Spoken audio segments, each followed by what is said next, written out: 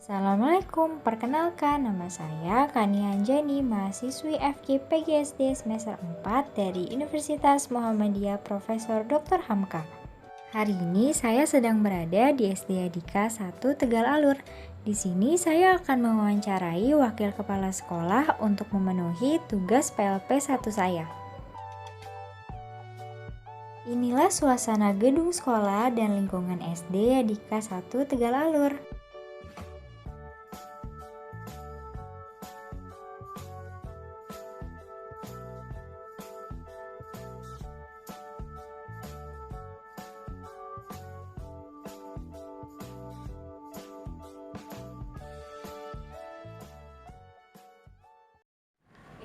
Assalamualaikum warahmatullahi wabarakatuh.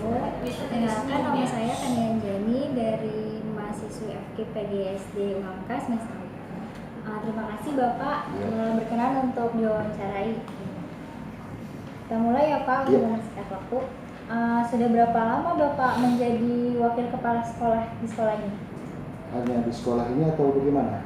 Di sekolah ini. Ya, di sekolah ini kebetulan saya baru 2 tahun menjadi wakil kepala sekolah. Lalu untuk menjadi guru aja di tahun ini genap menjadi 20 tahun menjadi guru. Berarti pengalamannya sudah banyak ya Pak? Alhamdulillah.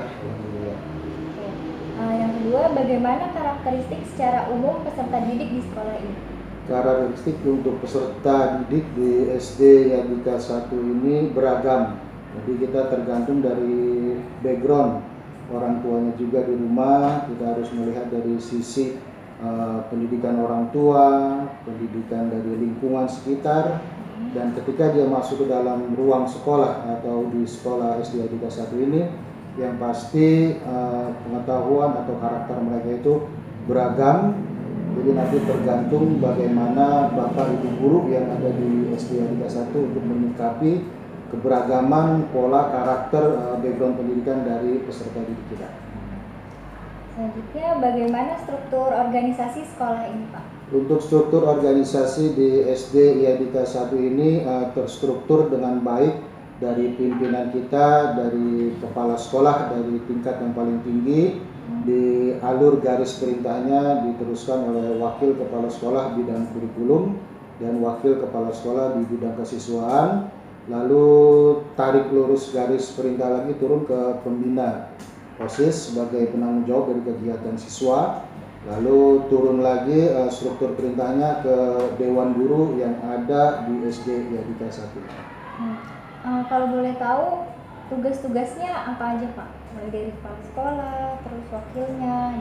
Untuk tugas inti dari kepala sekolah adalah yang paling utama adalah sebagai pemimpin, juga sebagai manajer, sebagai leader di sekolah ini adalah mengatur tata kelola berjalannya sistem pendidikan yang ada di SD Adika 1, juga sebagai penanggung jawab pembuatan laporan-laporan baik secara kedinasan di Dinas Pendidikan Provinsi DKI ataupun secara keyayasan, yaitu di Yayasan Abdi Karya.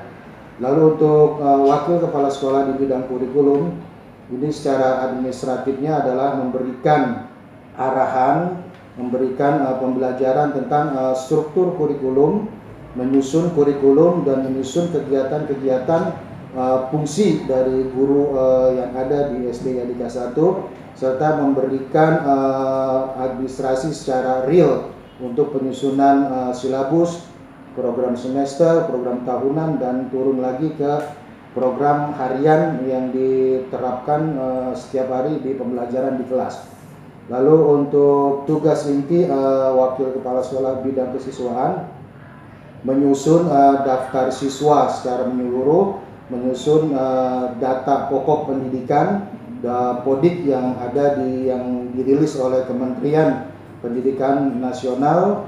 Lalu kita mengentry yang terintegrasi data siswa itu dengan Dinas Pendidikan Catatan Sipil, sehingga antara data siswa dan data Dinas Pendidikan Catatan Sipil sesuai. Lalu untuk tugas pembina kegiatan atau pembina OSIS itu adalah mendata kegiatan ekstra, kegiatan ekskul yang ada di SD Yadika 1, menyusun program hariannya. Di setiap harinya ada kegiatan ekskul apa saja yang dilaksanakan SD Yadika 1 ini.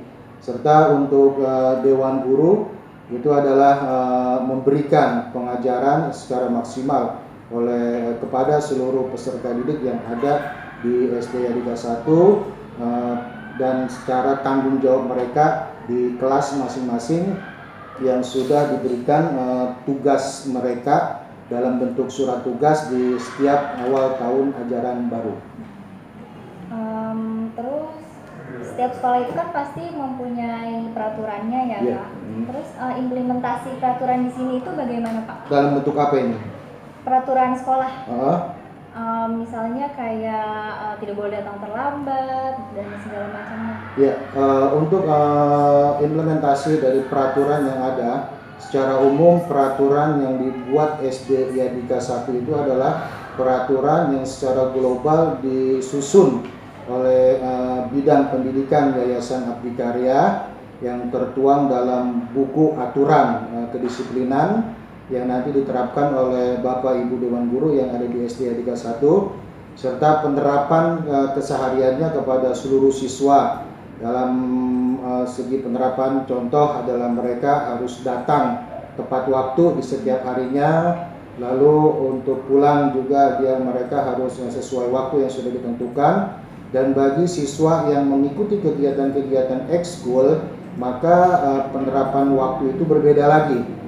Ketika penyusunan peraturan itu, seluruh peserta didik yang ada di SD Yadika 1 wajib mematuhi sekecil apapun peraturan yang sudah disusun oleh bidang pendidikan Yayasan Abdi Karya yang diturunkan secara khusus kepada SD Yadika 1. Nah, kalau misalkan siswanya tidak mematuhi peraturan yang ada, sanksinya itu seperti apa, Pak? Ya. Bagi siswa yang tidak mematuhi peraturan yang ada di SD Yadika 1 atau bagi siswa yang melanggar, maka kami dari bidang kesiswaan itu akan memberikan sanksi. Sanksi yang kami berikan adalah sanksi yang edukatif, yang dimana juga sisinya adalah memang membuat efek jera, yang membuat siswa itu efek jera dalam artian bahwa kita tidak menggunakan kekerasan, kita tidak menggunakan secara fisik, tetapi kita menggunakan pemberian sanksi itu secara dengan pola communicative approach, sehingga siswa timbul rasa jeraknya, tetapi tidak memberikan rasa sakit hati atau rasa secara fisik, yang dalam artian bahwa pemberian sanksi itu berwujud dalam edukasi, memberikan istilahnya memberikan pendidikan karakter juga pada siswa, sehingga nanti kedepannya menjadi siswa yang berdisiplin. Selanjutnya, kalau di sekolah Yadika ini seremonial formalnya ada apa saja? Contohnya? Upacara bendera atau mungkin briefing. Kegiatan secara seremonial yang sering diadakan oleh SD Yadika 1 itu adalah seluruh kegiatan hari-hari besar yang skalanya nasional kami melaksanakan. Kami melaksanakan dari peringatan 17 Agustus sampai peringatan hari-hari besar yang lainnya, yang memang itu adalah sudah masuk dalam struktur kurikulum kami, sehingga setiap kegiatan pelaksanaan hari-hari besar itu pasti kami melaksanakan kegiatan tersebut. Terkait kegiatan ekstrakurikuler, kalau di SD Yadika ini kegiatan ekstrakurikulernya ada apa aja, Pak? Ya, untuk kegiatan ekskul di sini kami ada kegiatan keagamaan. Itu kegiatan keagamaan karena kami adalah sekolah dasar atau sekolah SD Yadika 3 adalah sekolah yang tujuannya atau berskala nasional umum, sehingga kegiatan keagamaan kami di SD Yadika 1 itu dibagi 3, karena memang pembelajaran atau pendidikan agama di sini kami ada 3, yaitu pendidikan agama Islam, pendidikan agama Kristen, dan pendidikan agama Buddha. Sehingga ketika kegiatan-kegiatan keagamaan ini masuk ke dalam bidang ekskul, ini adalah menjadi fondasi untuk pembentukan karakter siswa, Lalu kami ada seni tari, kami ada seni musik, kami ada marching band, kami ada kegiatan bola basket, kami ada kegiatan futsal, kami ada kegiatan senam bersama, lalu kami ada kegiatan bulu tangkis, karate, dan taekwondo. Untuk pengajarnya atau pelatihnya itu dipanggil dari luar sekolah atau dari dalam sekolah sendiri? Ya. Gurunya mungkin yang ngajar. Untuk kepelatihan ada beberapa kegiatan yang memang kita memanggil guru atau memanggil ahli di bidang kegiatan tersebut, dan ada juga kegiatan yang kami isi dari menggunakan tenaga dari dalam. Jadi dewan guru kami kita fungsikan juga untuk melatih di bidang-bidang tertentu.